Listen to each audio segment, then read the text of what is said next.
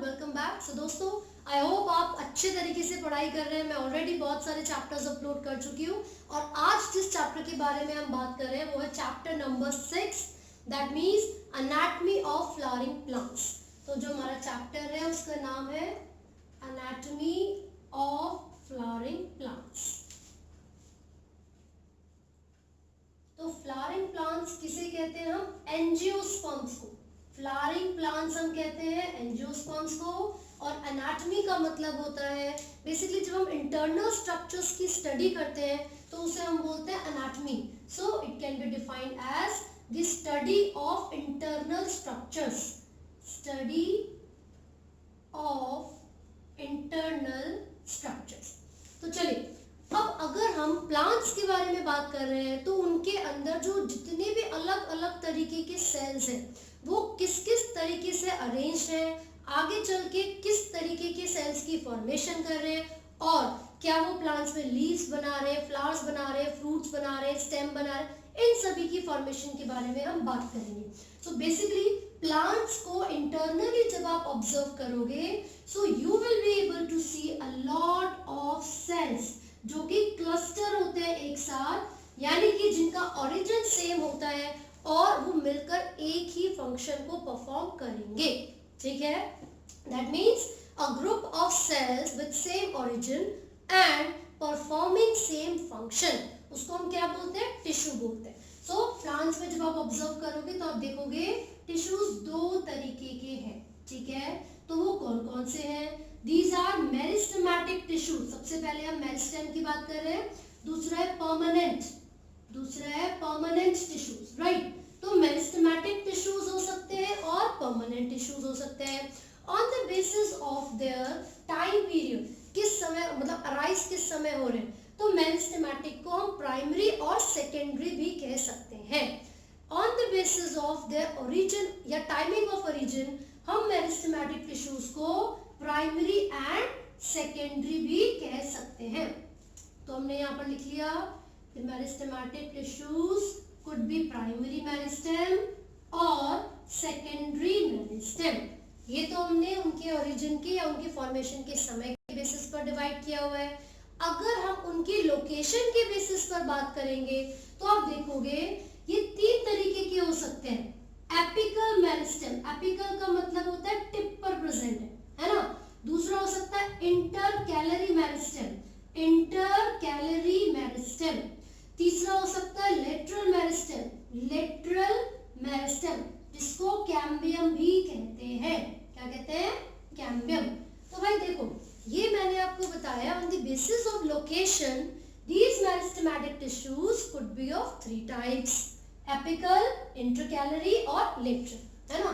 ये जो एपिकल और इंटरकैलरी हैं, क्योंकि जब इनकी फॉर्मेशन होती है these are formed in the early stage of life, plants के अंदर अर्ली स्टेजेस पर ये दोनों फॉर्म होते हैं, इसीलिए these two यानी कि एपिकल और intercalary, these two have been classified under primary meristematic tissues।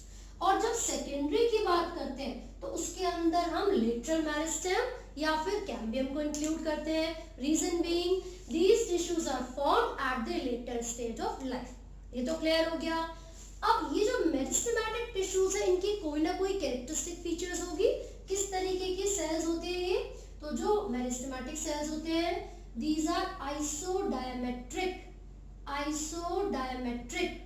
Dense protoplasm होता है इनके अंदर, डेंस प्रोटोप्लाज्म। ठीक है, इसके साथ साथ आप देखोगे जो वैक्यूल है वो प्रॉपर्ली डेवलप नहीं है, ना ही इनके अंदर जो साइटोस्केलेटन है वो प्रॉपर तरीके से डेवलप्ड है। नो वैक्यूल और साइटोस्केलेटन इज डेवलप्ड। ठीक है, साथ ही साथ ये थिन वॉल्ड होते हैं, इनके अंदर जो वॉल्स होती है वो काफी पतली होती हैं। तो हमने लिख लिया thin walled. So these are the characteristic features of the meristematic tissues। फिर हमने देखा ये दो टाइप के हो सकते हैं on the basis of the time of origin, primary और secondary। लोकेशन के बेसिस पर देखा तो ये तीन तरीके के हैं। लोकेशन के बेसिस पर देखा तो ये 3 तरीके के हैं, जिसमें से एपिकल और इंटरकैलरी को प्राइमरी में और लेटरल या कैम्बियम को सेकेंडरी में इंक्लूड किया गया। ठीक है भाई, चलो एक बार परमानेंट की बात कर लेते हैं, फिर इनको डिटेल में पढ़ेंगे। ये जो परमानेंट टिश्यूज हैं, these are also of two types। कौन कौन से? Simple permanent and complex. Complex को कई जगह पर कंपाउंड भी बोलते हैं।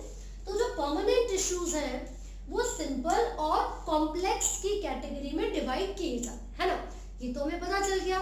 लेकिन जब बेसिक डिफरेंस आपसे पूछा जाएगा मेरिस्टेमेटिक टिश्यूज में और परमानेंट टिश्यूज में, तो हम क्या बोलेंगे? तो हमें ये याद होना चाहिए कि meristematic tissues are those tissues that divide continuously, जो कि लगातार डिवाइड करते रहते हैं, and give rise to new cells, और जो कि न्यू सेल्स की फॉर्मेशन करते रहते हैं। ठीक है, तो रैपिड डिवीजन होती है throughout the life of plant. ये डिवाइड करते रहेंगे, न्यू सेल्स को बनाएंगे, then they will undergo elongation, cells बड़े हो रहे हैं यानी कि लेंथ को भी बढ़ाते हैं, है ना? फिर उसके बाद ये डिफरेंशिएशन करते रहेंगे, जिस वजह से प्लांट की ग्रोथ होती रहती है। सही है, लेकिन ये परमानेंट टिश्यूज कौन से होंगे फिर? बेसिकली these tissues are, जो मेरिस्टेमेटिक है, these tissues are continuously dividing, whereas permanent tissues are those that attain maturity after a certain time and they lose the ability to divide। तो permanent tissues वो होते हैं जो कि कुछ समय में मैच्योर हो जाते हैं और फर्दर डिवाइड करने की क्षमता को खो देते हैं। ठीक है, तो बेसिक डिफरेंस हमें पता चल गया मेरिस्टेमेटिक टिश्यूज में और परमानेंट टिश्यूज में, राइट? अब अगर सिंपल टिश्यूज, ये जो सिंपल परमानेंट है, इसकी बात की जाए तो इसके अंदर आप देखोगे पैरेन्काइमा सेल्स आते हैं, पैरेन्काइमा, है ना? बट इससे भी पहले मैं अगर आपको दो कैटेगरीज में इसको डिवाइड करके दिखाऊं तो आप देखोगे एपिडर्मल सिंपल में ही आते हैं, और दूसरा ग्राउंड टिश्यू, ये भी सिंपल परमानेंट टिश्यूज ही होते हैं। ठीक है, तो फिर कॉम्प्लेक्स में कौन सा आएगा भाई? कॉम्प्लेक्स में आएंगे वस्कुलर टिश्यूज। कॉम्प्लेक्स में क्या आ रहा है? Vascular tissues. ठीक है, वस्कुलर टिश्यूज का मतलब क्या है भाई? Xylem and phloem, xylem and phloem. तो दोस्तों, अगर आपको किसी भी टॉपिक में कोई भी डाउट्स है तो आप कमेंट कर सकते हैं, हमसे पूछ सकते हैं। ठीक है, and not forget to like, share and subscribe. Thank you.